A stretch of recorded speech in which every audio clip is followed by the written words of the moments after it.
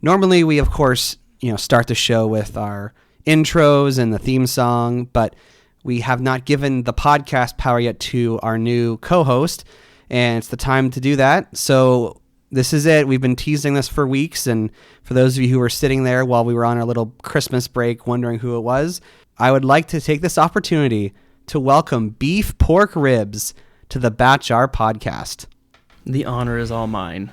So Beefporkribs, you were on the show once before when we talked about the show One Piece. I was. Do you remember that? I do. It was far too short. Are you saying that the conversation about One Piece was too short? All conversations about One Piece are always too short. All right, fair enough. Well, Beefporkribs, I'm really excited to have you on the show as a committed co-host. I might call you BP for short sometimes, because Beefporkribs is a lot to say every time.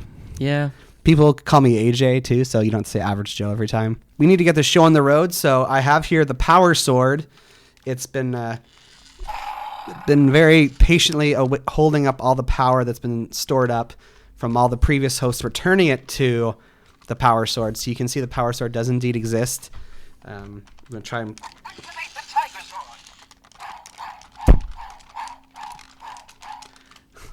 It sounds very impressive, I swear. It probably looks more impressive in the podcast, too. So, Beefporkribs, are you ready to receive the podcast power? I've been waiting my whole life for this. Not really, but yes, I am ready. Okay, here we go.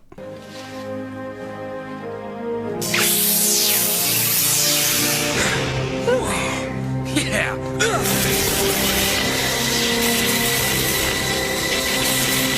Oh, no, the pain! I'm receiving it in the neck with the blade. But what is this? No wound.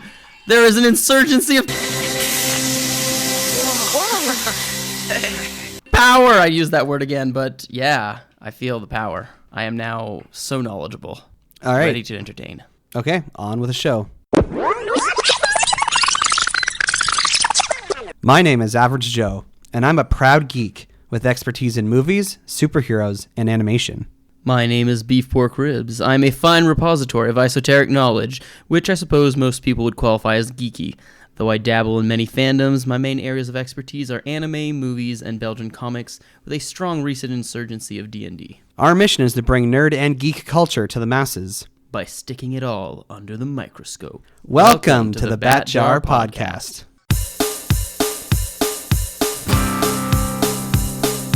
Movies, comics, graphic novels, TV, cartoons, animation, nerds are geeks, entertainment culture. Hear it on the Bat Jar, Nerdy Power. Nerds and geeks, come gather around the scene. Come and join us in the Bat Jar. Come and tune into Average Joe and his team. Lots of room here in the Bat Jar. When the newest nerdy news drops, these podcast pals put it under the scope. DC, Marvel, Disney, Star Wars, cinematic multiverses, mega Christmas, Grinch's franchise. Hear it on the Bat Jar, Nerdy Power. Hello there, and welcome to the Bat Jar Podcast, where we put nerd and geek culture under the microscope. And as we kind of did with our little cold open there, we now have Beefporkribs. You have been officially given the podcast power. You're the official co-host of the podcast. So it's a new decade, new year, and here you are. So it's good to have you here, Beefporkribs. Good to be here. BP. So we're going to test you here at the start of the show here, Beefporkribs.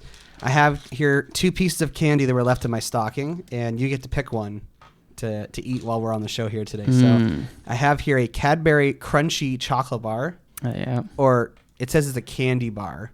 Because there's candy inside of it wrapped in chocolate. Yes. And I have here an egg of Skittles. What will you choose? I mean, the egg of Skittles is, in fact, the blue pill, which is what is preferable to choose, as The Matrix has taught us. I still haven't seen The Matrix. Wow. That's something. You should probably put that on your list. Yeah, probably. Anyway, you have to choose. No, I've chosen the Skittles. Oh, you want the Skittles? Okay, yes. There you go. Excellent choice, because I prefer the crunchy. So. Oh, good. Not my favorite chocolate-covered thing. What is your favorite chocolate-covered thing? There's a couple. If I need to stay up, coffee beans. Generally, Coffee Crisp, I think. Yeah, although quite partial to chocolate-covered ginger. Chocolate-covered ginger? Yeah, it's thing? candied ginger with chocolate wrapped around it, or like dipped in chocolate, and yeah, it's delicious. Well, with Beef Pork Ribs, it's been a while since you've been on the show. And so every time a host or a guest host comes back, we always ask them what kind of nerdy or geeky things they've been up to. But it has been over a year since you were on the show. So there's really been that long. Yeah, it was like October 2018. Good Lord, it was. Yeah, so maybe it actually would be better, instead of finding out what you've been up to recently, maybe just a reintroduction for our listeners. So what kind of nerd or geek are you? Mostly, I suppose, anime has been a stronger point of mine. I've recently gotten very deeper into D&D, specifically the D&D podcast Critical Role, which I follow, and which models part of what I want to do. I own over 500 DVDs if you put all my anime and movies together, so that's a lot of watching. I have... You a gamer at all? Yeah. I've never liked using the term gamer to describe myself, though. There was a time in my life where I did play every day. I never felt like it was really... I engaged fully in the gamer culture. I played League of Legends a lot, which is something, but I'm aware of video games in a general sense. Big event recently just ended, AGDQ, which was a pretty cool...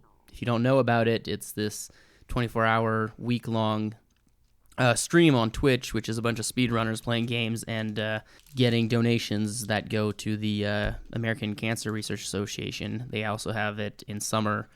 It's Summer Games Done Quick, which is shout out to AGQ, SGDQ, great events. They had managed to raise more than $3 million in a week, actually, this year. And in the summer, it's for Doctors Without Border. Great thing. So I'm aware of gamer culture, but I never really thought of myself as a gamer. Now, what kind of nerd or geek would you want to be?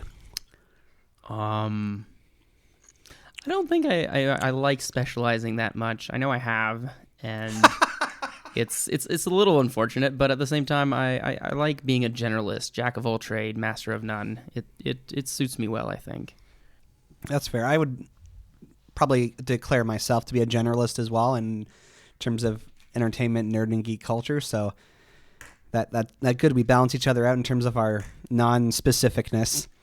But you also have like an education in philosophy, and so you're a very intelligent man, and that's what I'm looking forward to. Well, among other things, but that's one of the things. One of the things I'm excited to having you bring to the show is your education, and you have a much more intelligent way of observing media than I do. And every time we've had a conversation, I enjoy what you bring to the table. So fair enough. Everyone, the overall classiness of this podcast is going to go up a couple jumps here. Yes. That's what we're hoping. Yeah. I've also noticed you've separated all the green Skittles from the others. It was an effort I was making to separate all of them, which I'm probably going to give up on. Maybe not. I don't know. It's a thing I started when I used to eat rockets in university. I'd separate them, and I'd formed an art to taking almost exactly 15 minutes to consume a pack of rockets, which was a way for me to keep track of time in class and when the break was. Did you not have a watch of any kind? I did, and just this was more entertaining. Fair enough. And it's also very small classes in my university, so if I was constantly, checking the time, it wouldn't look very good and it would be very obvious. So this was slightly more subtle. Well, Beef Pork Ribs, this is the first episode that's going to be released in the year 2020.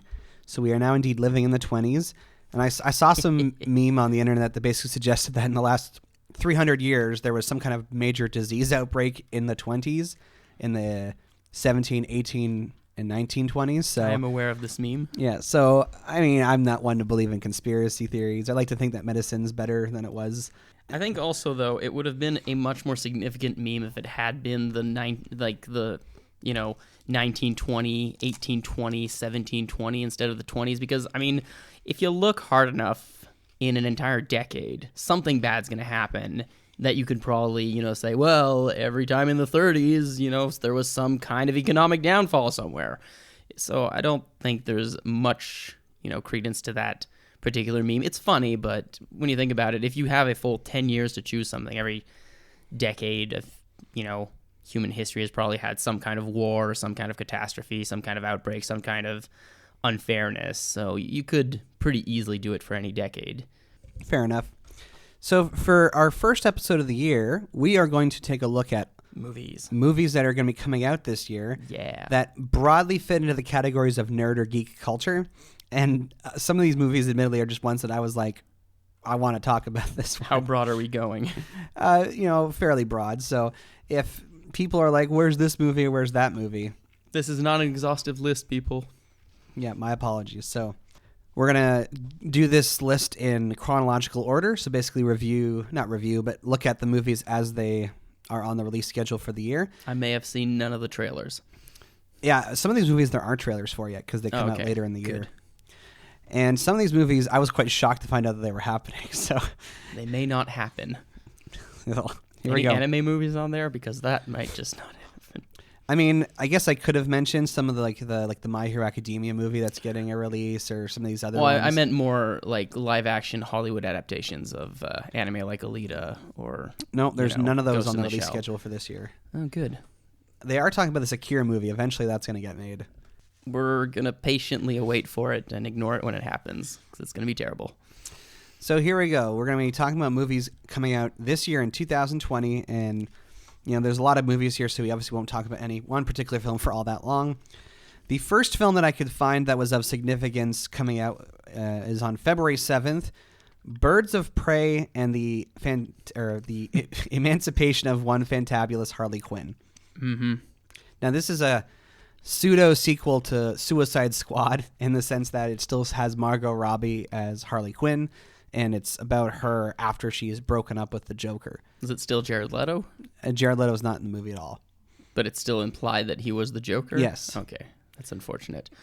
They've released a couple trailers for this movie. Were you aware of this one? I am aware of this one, partially because my fiance is a cosplayer, and one of the characters she loves cosplaying is Harley Quinn, and she had a similar complaint about this movie than she did about the Joker movie, because they took characters that had very strong and defined color palettes and changed them completely.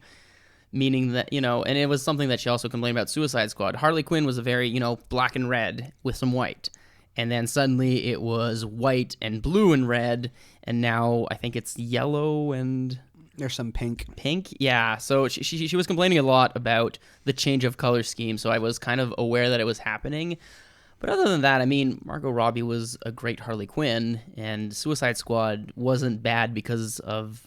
It wasn't mostly bad because of the performances, so there's optimism to be had, maybe. I don't know. Well, see, I'm disappointed because it's being kind of promoted as a Birds of Prey movie, but it's actually a Harley Quinn movie. And yeah, so, that's true. And so, like, Birds of Prey, if most people probably aren't familiar with that, it's a DC Comics team of super heroines that are mostly loosely associated with Batman in some way.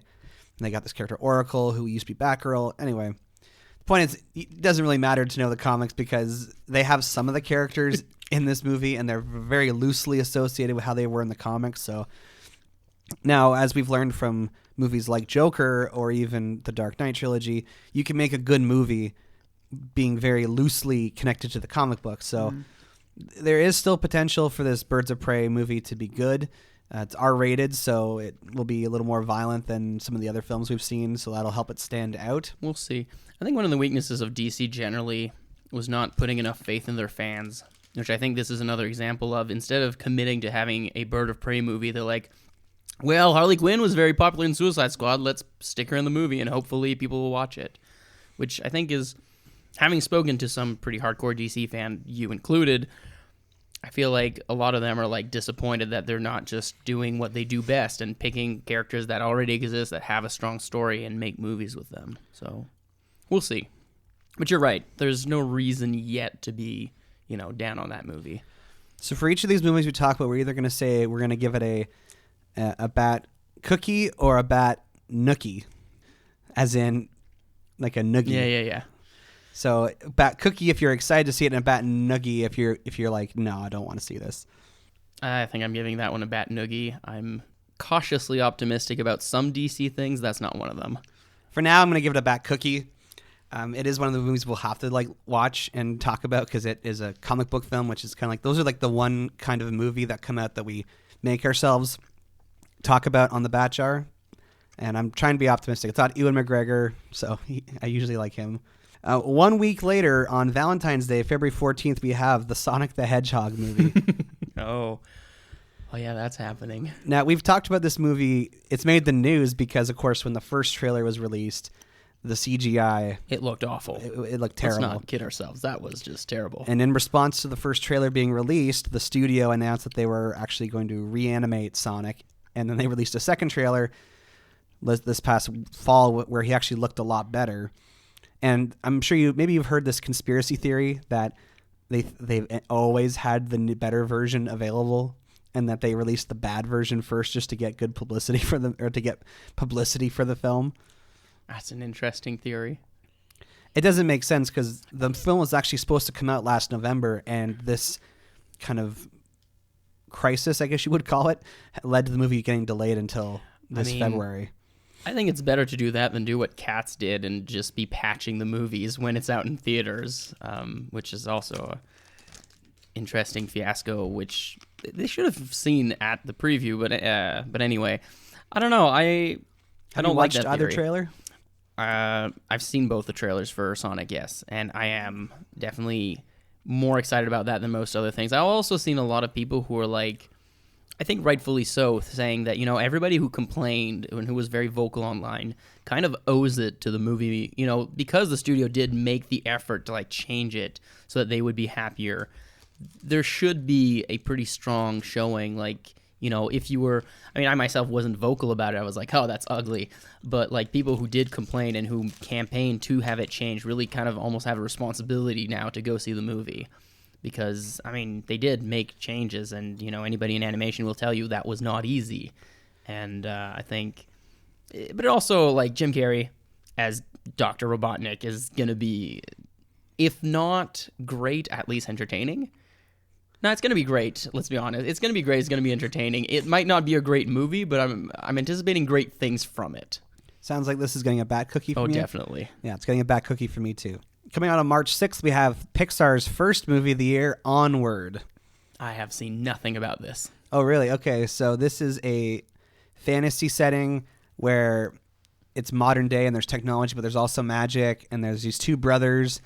They're like elves, I think, because they got pointy ears. One's played by Tom Holland, and one's played by Chris Pratt. And the whole movie is basically they're trying to bring their dad back to life for a day. There's a spell you can use to bring your dad back to life, but they only revive half his body, and so that they have to go on a quest to try and bring the rest of his body in a day? Within the day, yeah. Okay. And it's kind of like, it's not a super original idea because it's stuff we've seen before with Shrek, where it's it's a fantasy world, but then there's modern day sensibilities, modern day technology, or just modern day culture. Well, modern day technology is different than culture, because that's more reminiscent, I'd say, of the later Final Fantasy games where, you have much more, you have cars and gun blades, but also magic. And if it's closer to that, I don't know, is it closer to that or closer to something like Disenchanted, where it's clearly this is a modern thing, but the setting is more medieval fantasy? Both.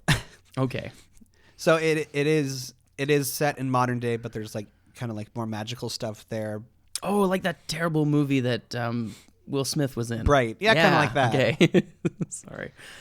Yeah, that was awful. So knowing that much about Onward, what do you say? Is that a bat cookie or a bat noogie for you? It's Pixar, so it could be well done. Pixar has pulled off things they should not be able to pull off before. But I've also...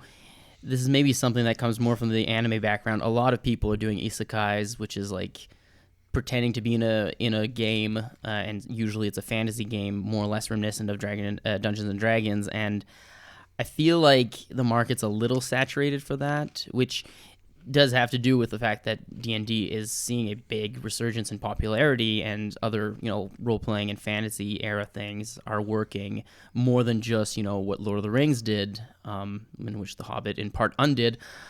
But it's a tough one to do. I feel like I feel like Pixar doesn't usually try to hit a niche audience that way, and so it's surprising to me that they would try that, because they usually kind of do their own thing and go with it, and it works. And that's kind of the magic of Pixar, I think. WALL-E wasn't a popular thing that people would be like, oh yeah, we want to see post-apocalypse robot alone with fat humans. Like, that was completely came out of left field, but was an amazing movie. And so I hope it isn't pandering to fans, but I'll say it gets a bad cookie. All right, bad cookie for me too. 1 week later, in March 13th, we have Bloodshot. Now, this is an adaptation of a Valiant comic book starring Vin Diesel. Okay. I've never heard of Bloodshot before. I haven't either. So it'll be a new experience for either of us. If it weren't for the fact it was a comic book movie, like an adaptation of a comic book, I would have zero interest and we wouldn't be talking about it at all. So for now, it gets a bat-noogie for me. I mean, look, Vin Diesel doesn't have a great track record with adaptations of nerdy things or adaptations at large or movies that aren't the Fast and Furious or, voice acting. So, yeah, I think it's probably that, especially like Ridley was kind of terrible. Was it Ridley Chronicles? Chronicles of Riddick? There you go. Chronicles of Riddick was kind of terrible, and it was a good premise, but it didn't work. And even like Triple X was just, if it didn't have Samuel L. Jackson, would have been a complete flop. So a noogie for you, bat noogie. Oh yeah, definitely. But maybe it'll be so bad it's good. All right, March 27th brings us the only live-action Disney movie of the year, which is funny. It's just weird to say that only one because there were 3 last year, but Mulan gets a big bat cookie for me. I'm excited.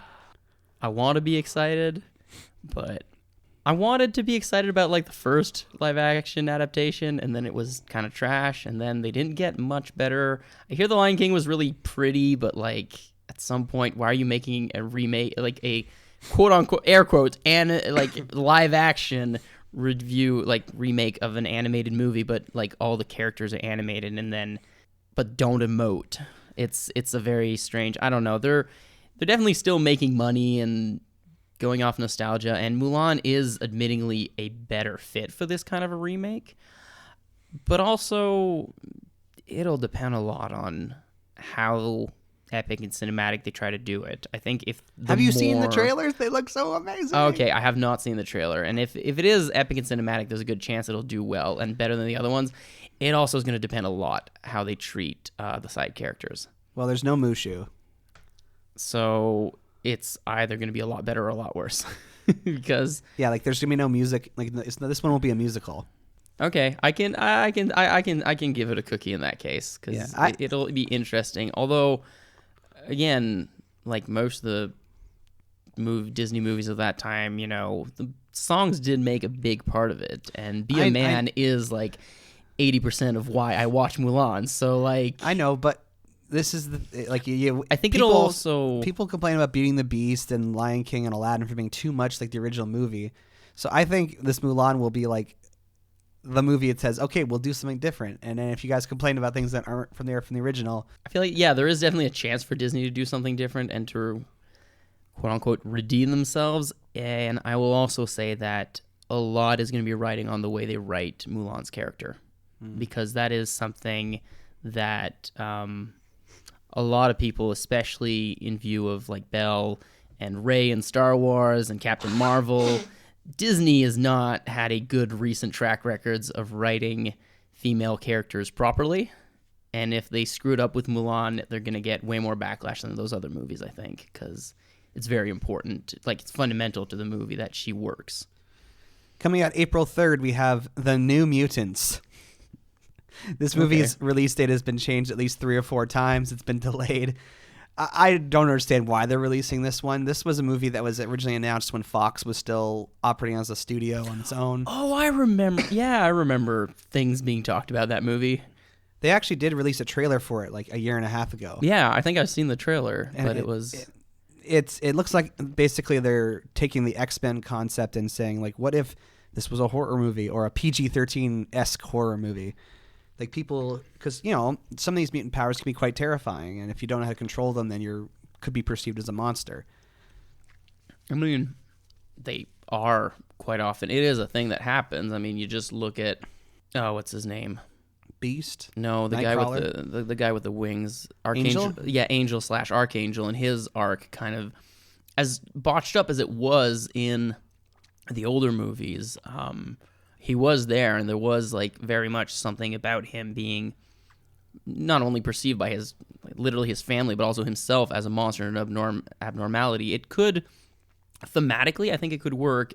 It's definitely different than what people have done with mutants, but it's a concept that in theory could work, but it's been reworked, it's been delayed. That usually doesn't bode well for movies, but who knows? Yeah, for now it's getting a bat-noogie for me. I feel like I'll say the thing that I said about Hellboy when it came out. I feel like it would be a good miniseries, bad movie. So a noogie. Yeah. Coming out 1 week later, April 10th, just in time for Easter, we have Bond 25, also known as No Time to Die. So Is it still Daniel Craig? it's Daniel Craig's final performance is 007. Daniel Craig's final performance should have been Casino Royale. Unpopular opinion. Well, I don't think it's actually that unpopular. I think that... Now, are you saying that that's the best movie he's in, or that's are you saying that he shouldn't have he's not good enough to have reprised the role at all? A little bit of both. No, he's not. It's not that he was bad, not good enough to reprise the role. And like Skyfall was pretty good, but like Quantum of Solace was terrible. Spectre was disappointing. Like it's. So, are you excited for this one? You're a big Bond person. Aren't you? I know. I have all the Bond movies except for Spectre, and I've seen all of them at least twice. Rami Malek's the bad guy in this one. Doesn't that sound fun? Yeah, but Christoph Waltz was going to be the bad guy in Spectre, and it still flopped. And but he's going to be in this one. He'll be back in this one. Yeah, I know. And I was excited about him as Blofeld until I saw the movie, and then it's like, okay. I'm glad it's Daniel Craig's last one. I really don't like him as Bond for a number of reasons, but at the same time, I do like the idea. I do like the fact that James Bond movies are a strange reflection of superhero movies in the sense that they are very much action movies of their time and reflect kind of the stereotypes that happen for action movies. And so I think it might be interesting to see which way they're going, but I do feel like they've already set up so much, especially in Skyfall and Spectre, about Daniel Craig's James Bond not being ready to do things, and I feel like it's almost going to do discredit to the character to have him being, the I should have retired and then still going on, because part of the Bond mythos is like it's always a young man replacing a young man, whereas now like they did it a little bit with name. Oh yeah, that guy. Yeah, the last one before Daniel Craig. Pierce Brosnan? Yes, Pierce Brosnan, where he was like getting a little bit like older, but at the same time it wasn't like he's too old to do this. It was more like he's too old-fashioned because he was during the Cold War. And I think that was okay because then he was replaced by another young man, but with this Bond they're doing he's too old to do this, and then when they replace him with a younger one, it's going to be weird for the continuity, I think. Even if you do agree that James Bond is just a code name, it's still weird that somebody would have held it that long. So, sounds like this is going to get this is a noogie for sure. And hopefully the next James Bond after that I'll watch. I'll give it a bad cookie for now. I've enjoyed these new ones enough that I'm excited to see him. Fair enough. Maybe he'll die in this one. That would be interesting. They actually do kill James Bond. Coming out May 1st, Black Widow. I say it's a little too late for her to be getting her own movie. And I'm also disappointed. I was looking forward to a Black Widow like full-on origin movie, like set in like the 90s, that basically explained more of how she became a Black Widow and how she met S.H.I.E.L.D. for the first time.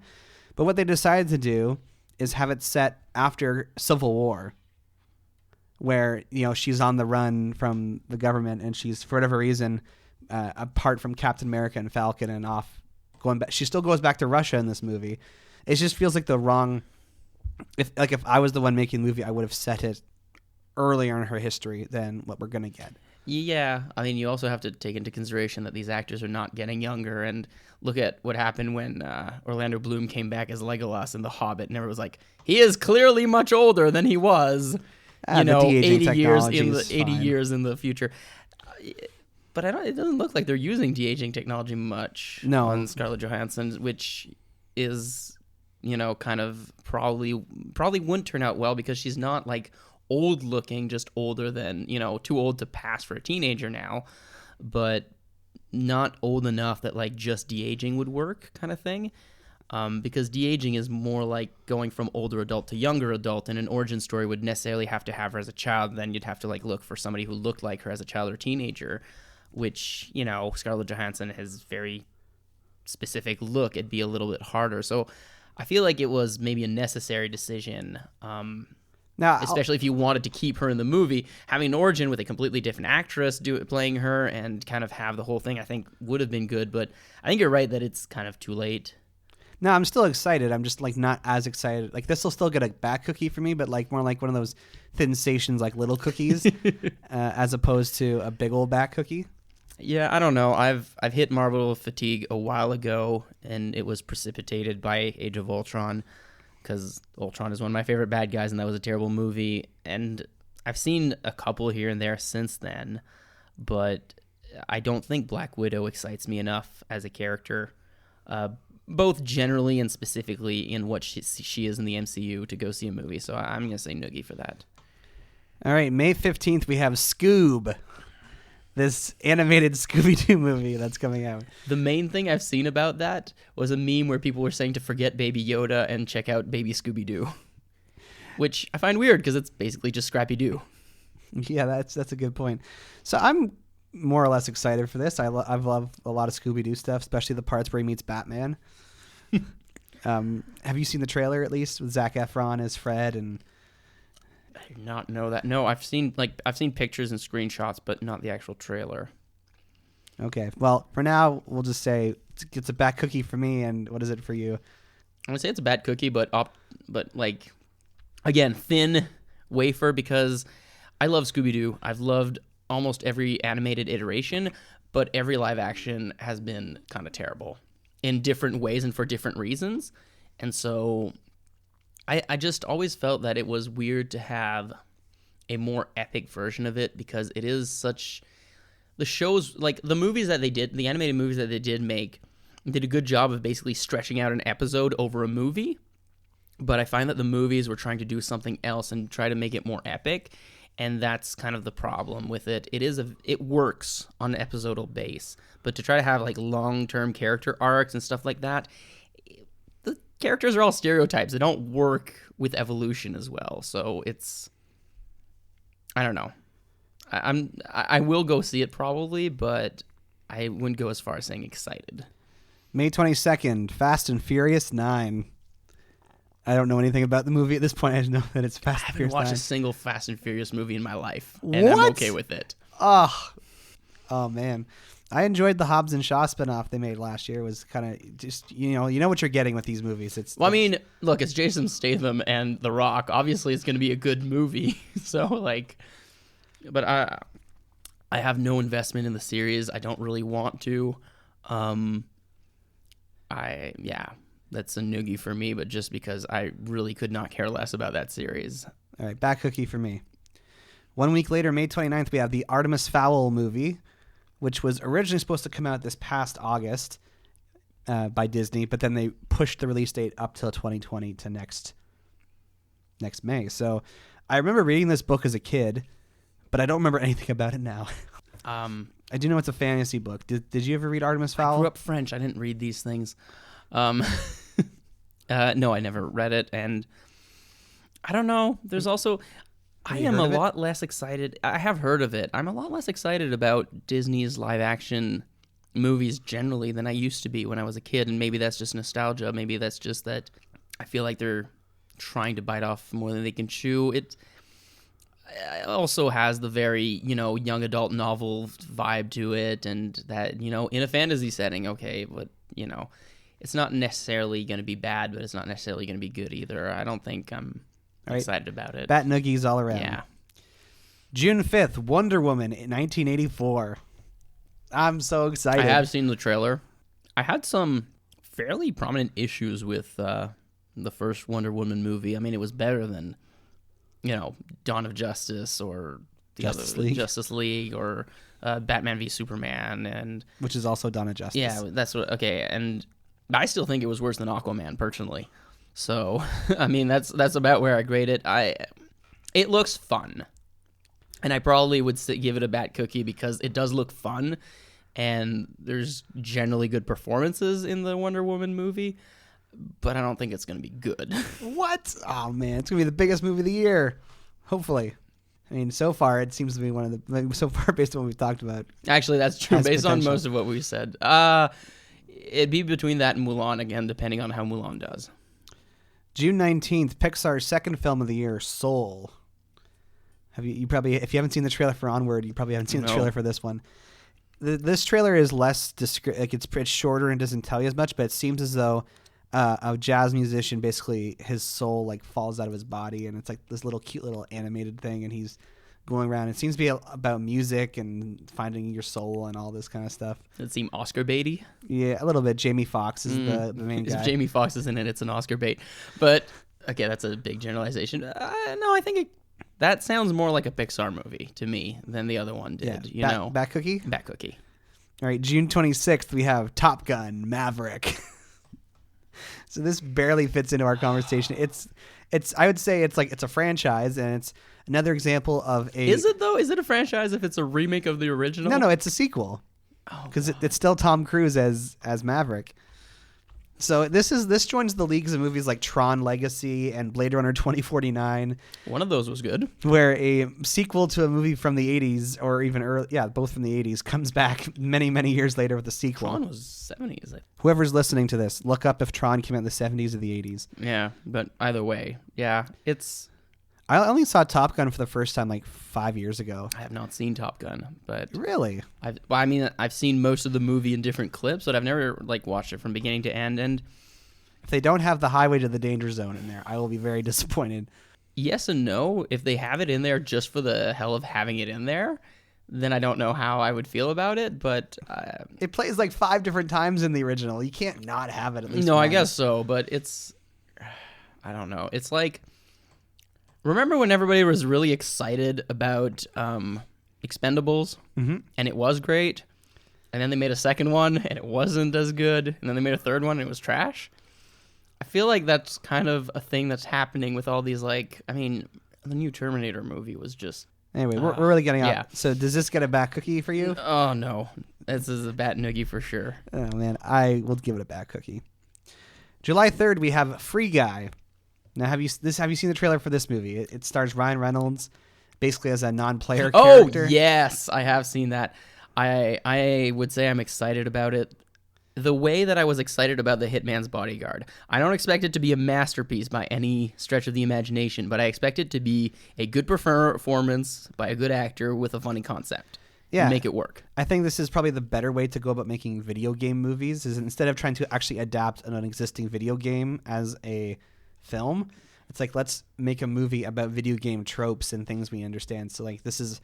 I compare this to the new Jumanji movies, or Wreck-It Ralph is like a movie about video games without ever actually having to adapt a specific video game. Yeah, which is, for a number of reasons, a better way to go. And yeah, Bat Cookie for that one for sure. But Bat Cookie. Not expecting a masterpiece or something game-changing, but something entertaining and good. July 10th, we have Ghostbusters Afterlife with Paul Rudd and a bunch of kids as Ghostbusters.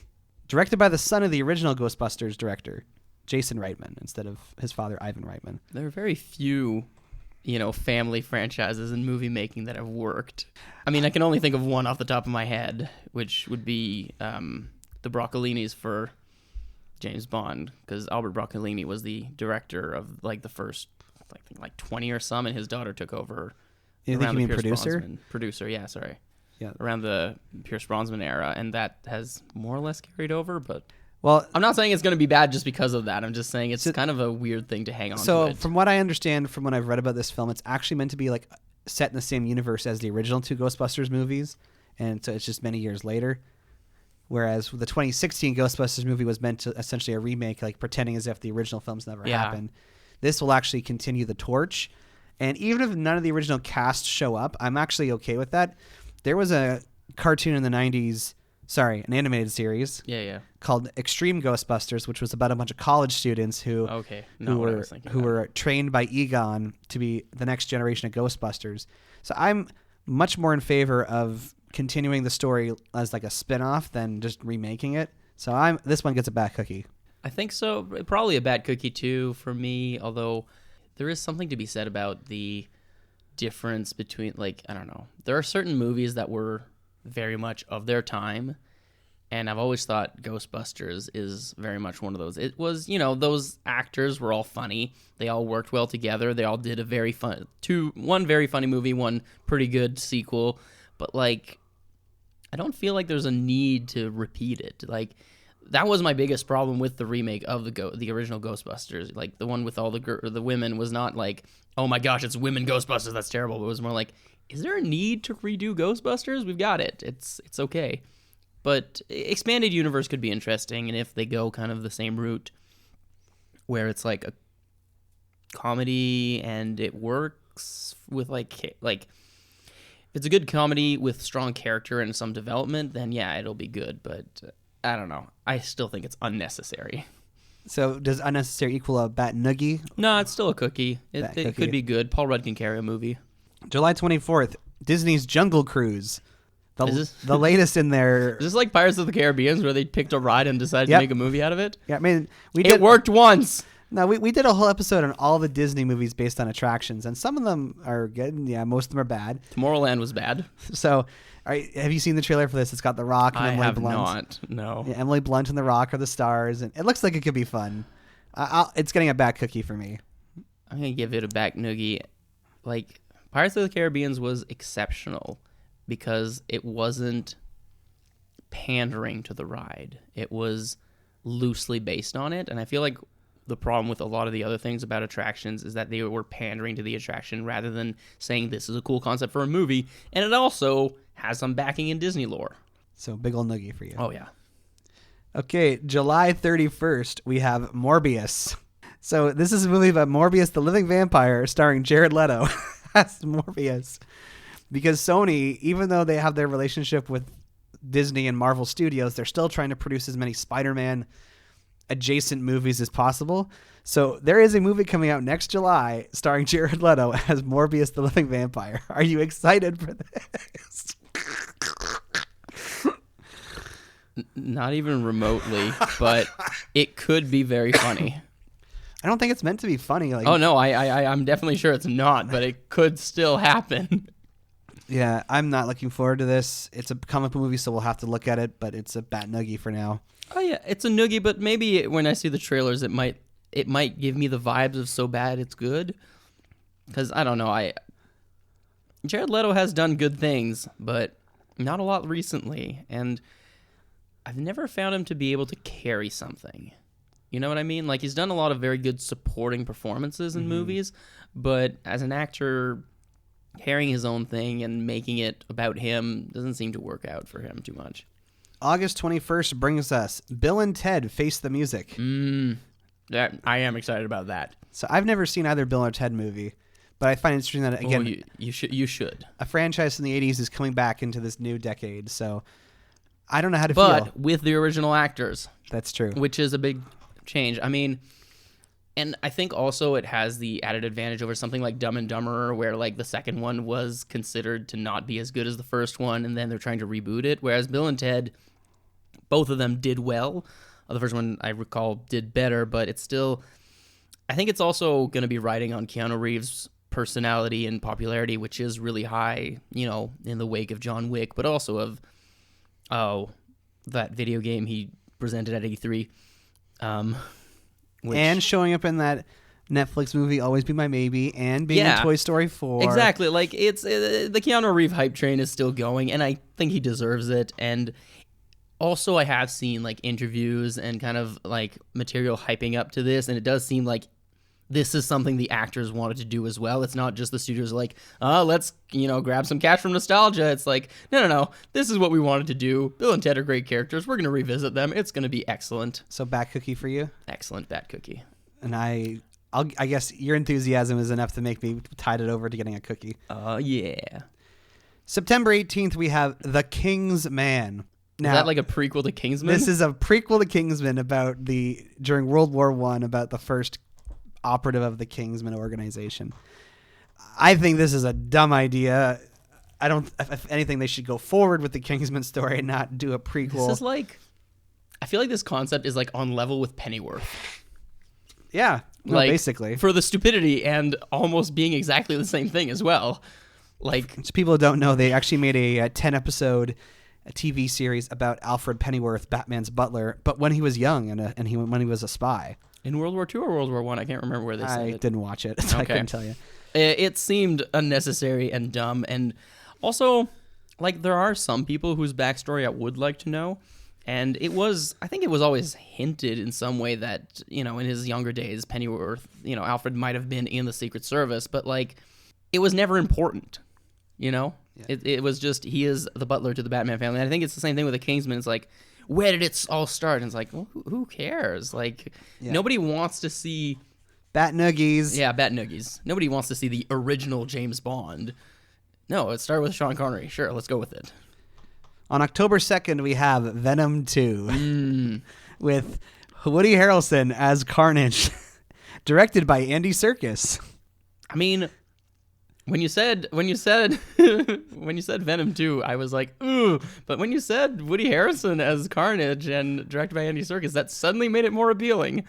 But I think it's hopefully going to be in the essence of the first one, and it's going to be like fun, but probably fun trash.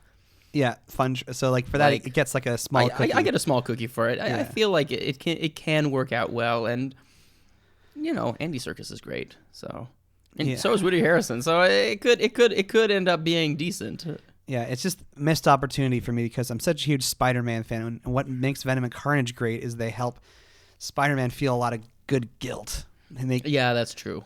They are very weird. Although there have been enough individual storylines on the symbiotes that there is enough material to make this movie. Yes. If they wanted to.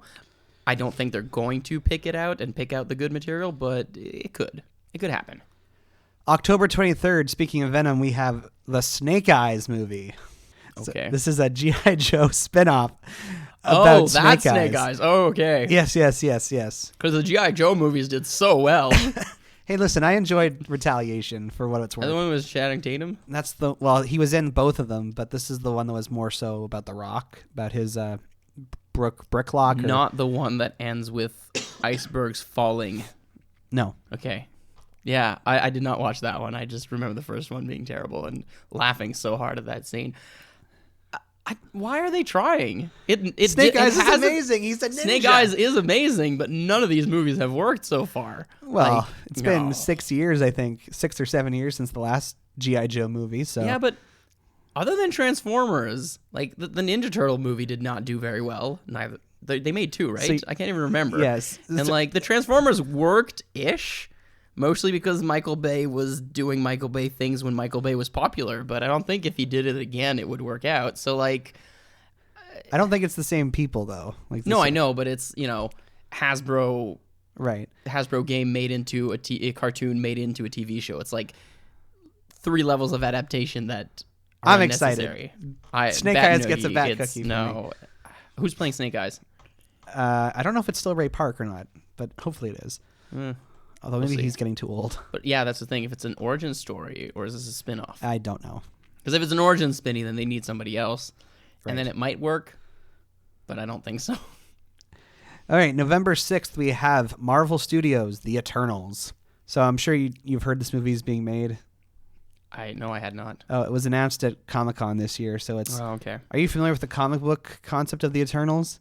I don't think so. So so for those of you who are like Beefporkribs and don't know what we're talking with The Eternals, go back and listen to our episode from this summer about Comic-Con. We kind of explain all the Marvel movies that are coming out in Phase 4.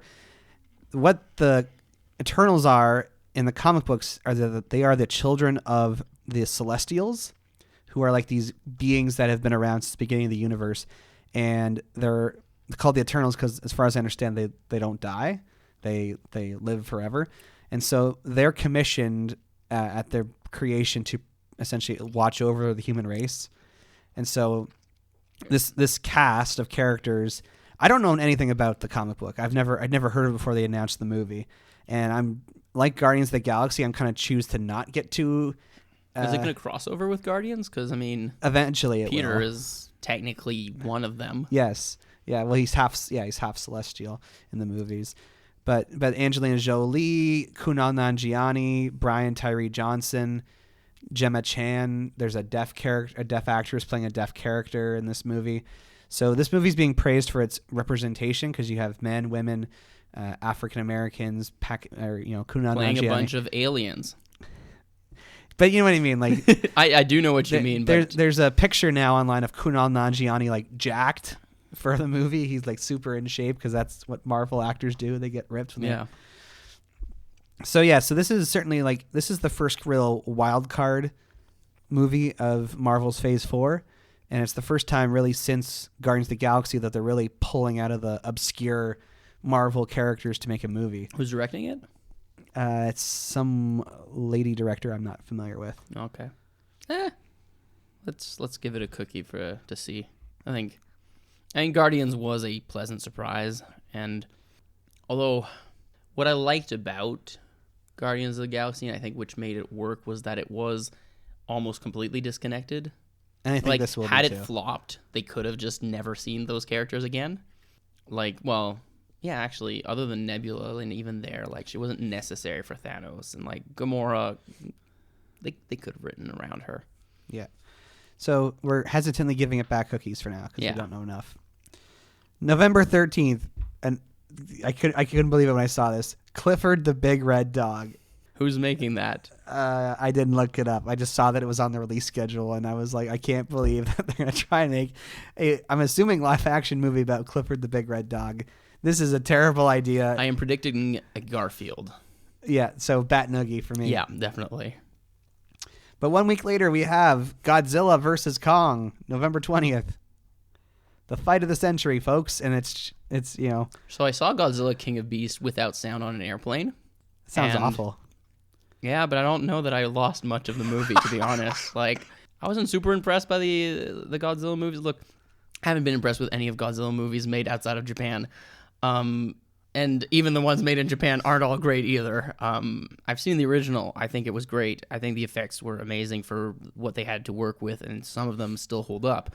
But beyond that, it's a similar thing with Pacific Rim. They're taking a concept that works very well in animation and with miniatures, and that was crafted to high levels of excellence, and then they're trying to do something completely different with it. And I find that, yes, a lot of the older Godzilla movies did have to do with Godzilla fighting other kaijus, but is it necessary, and how well is it going to work? I don't know.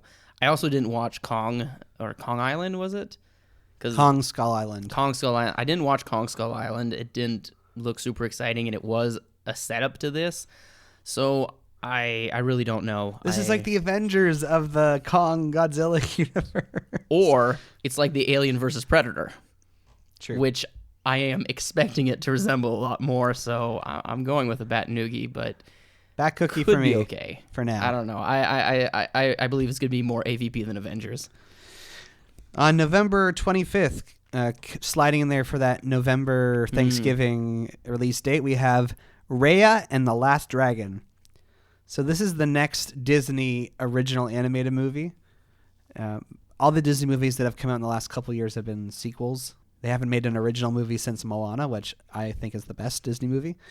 So this is exciting for me because this is all that I looked it up. This is all that there is about the movie. It says, in a mysterious realm called Kumandra, a warrior named Raya searches for the last dragon in the world.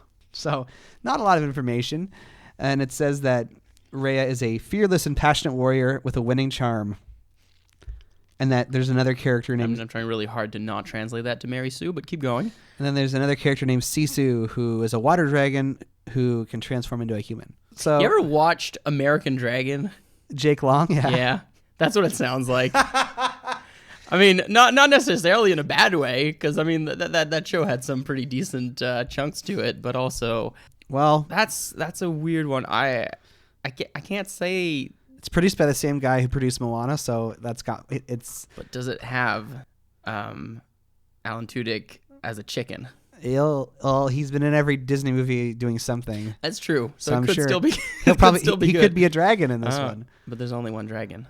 Oh, right. Then he could be somebody. No, it's honestly Moana was good, very good, and I mean, Frozen wasn't horrible.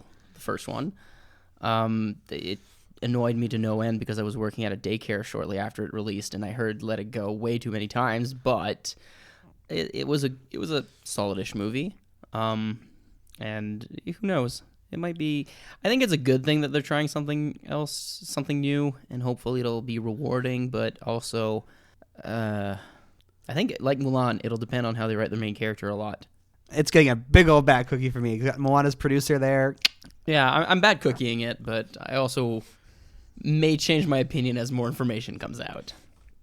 And then this year for Christmas, there's no more Star Wars movies coming out for a bit, and the new Avatar movies don't start coming out until Christmas 2021. So here, I forgot that was a thing. There are 3 different movies coming out on December 18th that are basically going to kind of fight for I guess the box office crown that Star Wars and Aquaman have kept. Which Klaus won this year. No, that was a Netflix movie. I know, but it still was better than the other movies that were produced around Christmas. Okay, well, first of all, we have Coming to America. So a sequel to the original Coming to America, except this one now it has 2 in the title, like the number 2 instead of the word 2. So I'm super excited for this. I love the original Coming to America with Eddie Murphy, and now he's back. Bat cookie for me. I think we don't make enough campy Christmas movies these days, so bat cookie.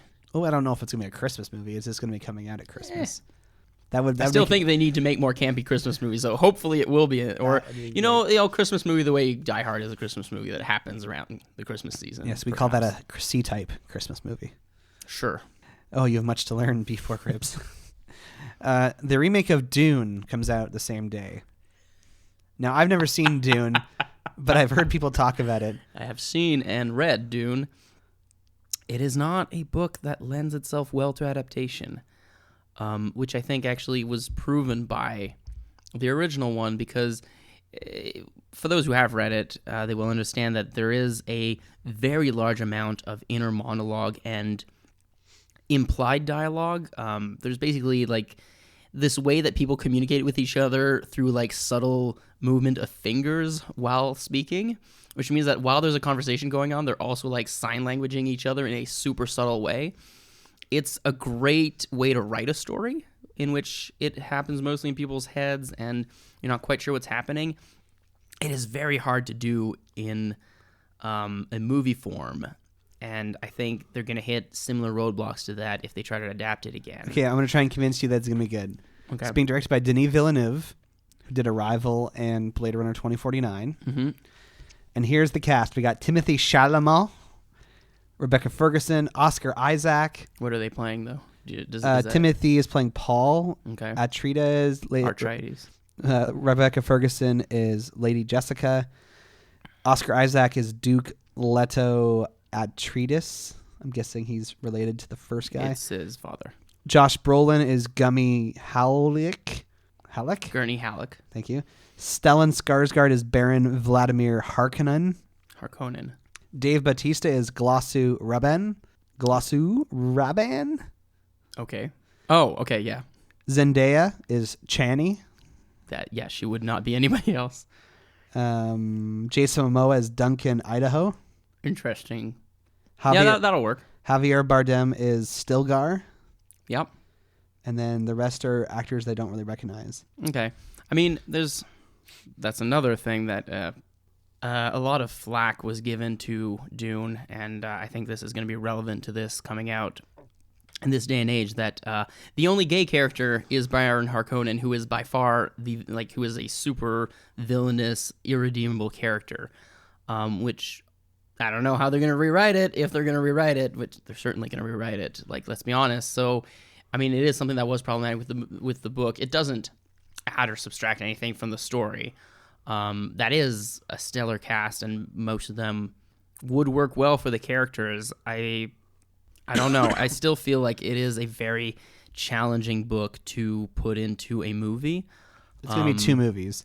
Do you know if they just covering the first book, or? No idea. Okay, because again, that would also, I mean, it's a 6/9 book series. It's a lot of stuff to cover over generations.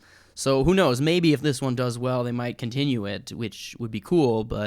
And at the same, the first movie is, has a decently linear plot line, but I think it really depends on how they do it, and pulling it off is going to be difficult because I feel like it is very much going to have to be a Lord of the Rings for it to work, where everybody who's involved knows the material and has kind of a respect for what it is and what it represents, because, I mean, Dune was, it is a powerhouse for that specific genre of sci-fi, and it is, there's also other problematic things, is that the entire thing is a huge analogy for the control of the oil trade in the Middle East, which also is a touchier subject than it used to be. So it'll be interesting to see how that works out as well. So I don't know.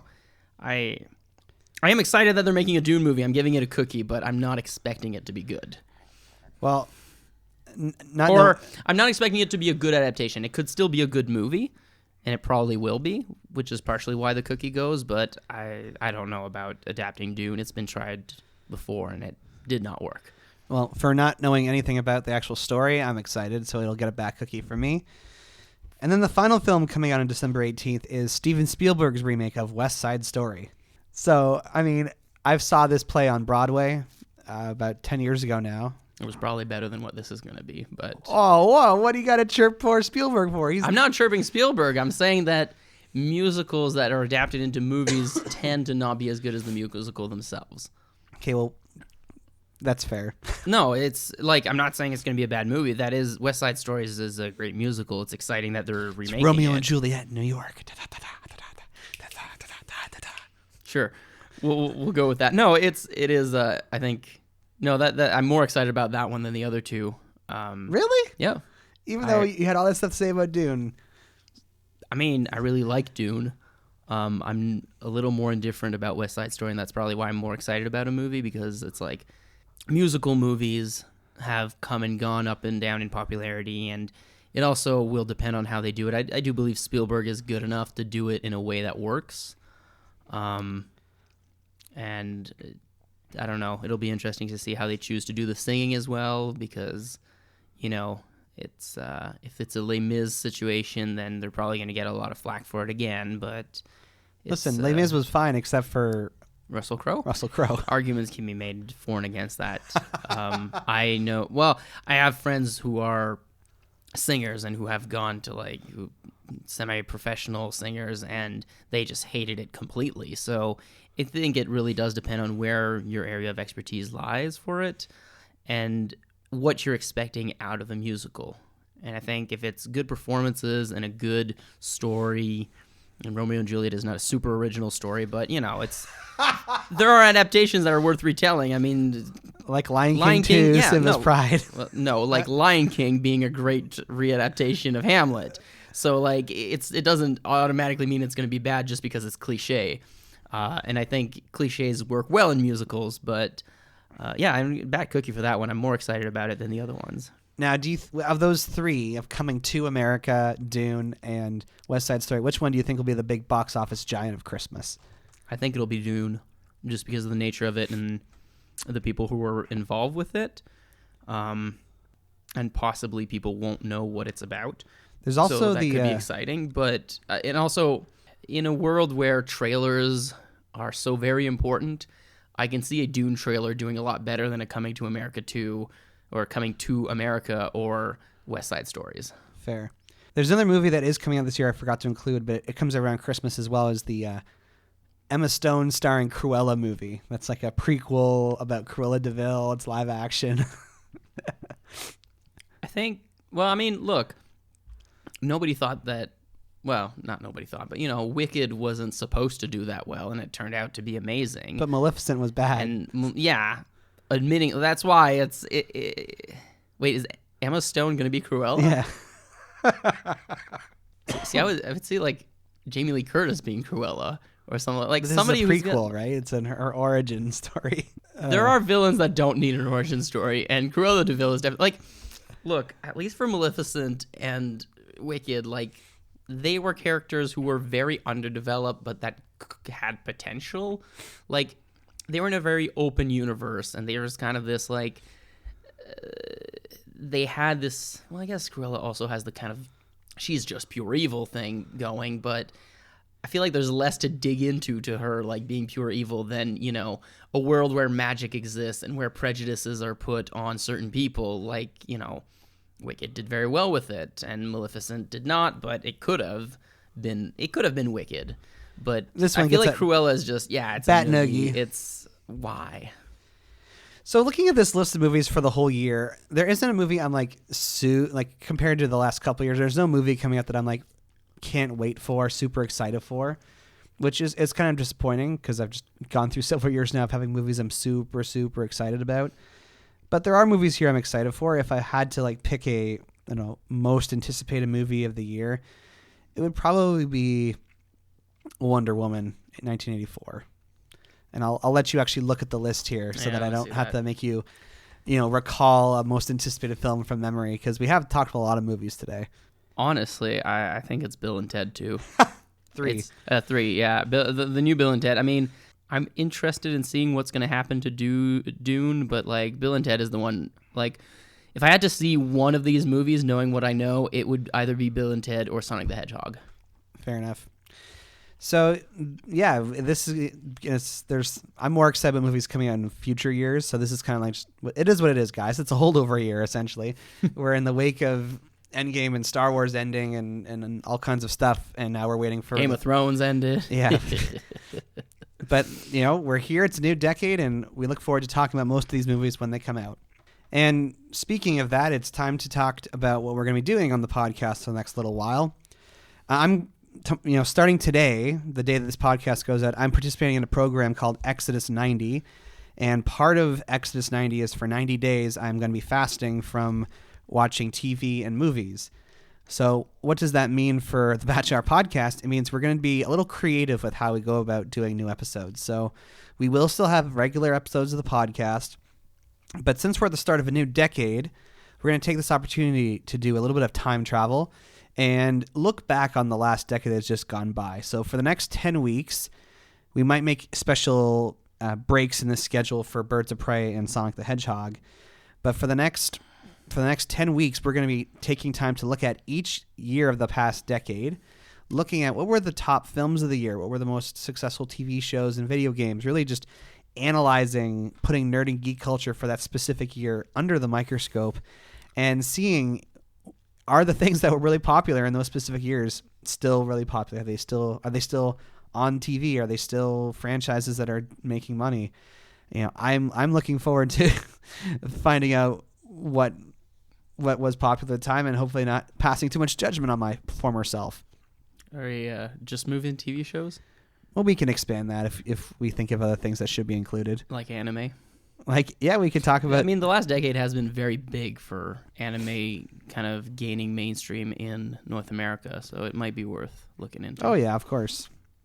There's no wrong answers. I really have more to say about those things than movies that came out since I graduated from high school. Yes, and you are a full co-host now, so you have as much control over what we talk about on the show as I do. Beefporkribs.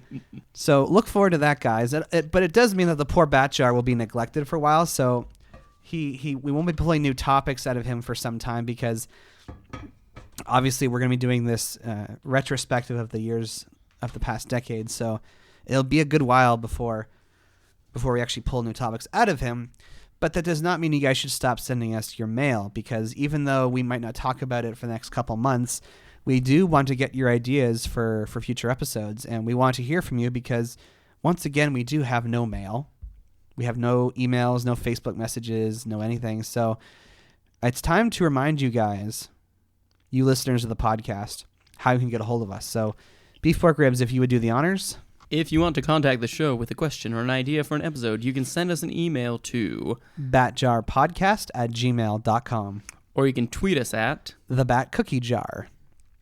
We are available on Apple Podcasts, Google Play, Music, Stitcher Radio, Spotify, SoundCloud, or wherever you get your podcasts. Share our posts on Facebook, and make sure to like our page because we want everyone to join us inside the Bat Jar. Indeed.